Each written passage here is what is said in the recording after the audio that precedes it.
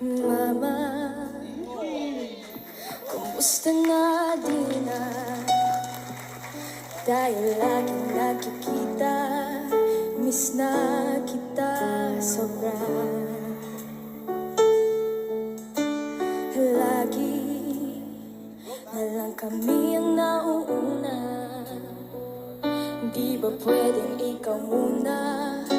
Akin ang pangamba. Dahil ikaw